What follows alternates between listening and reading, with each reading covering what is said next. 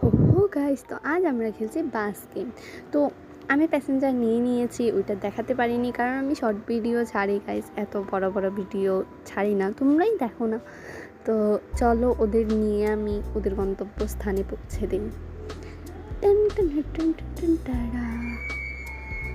হায় হায়, চলো চলো। আমি কি করছি এসব?